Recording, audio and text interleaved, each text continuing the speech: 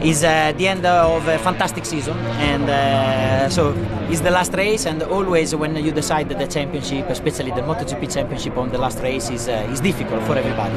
I think that will be difficult also for, especially for Pecco, but he's strong, he's very fast, and he have a good advantage. So we need just to make a clever race, a solid race, and we see.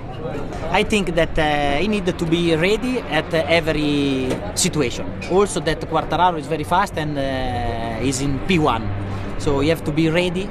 That can happen, you know.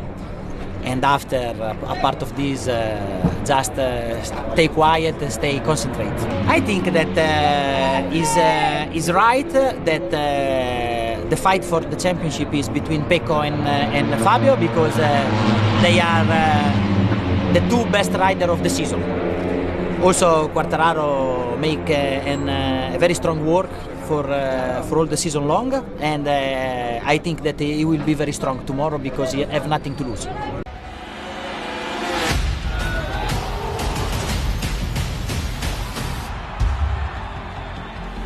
You very, very rarely see Pecco Bagnaia mistakes. Oh, Pecco Bagnaia's crash! Can you believe it?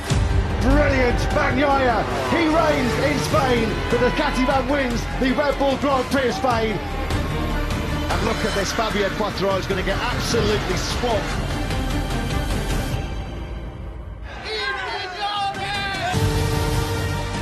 He is the master of Mugello in 2022. Bagnaia has been the top man in this Assen Grand Prix. Dutch TT winner is Pecco Bagnaia. Has this British Grand Prix covered? It's been an absolute classic.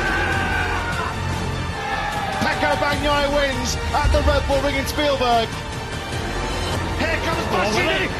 Bastianini. Oh, how close was that? The 4 races on the spin.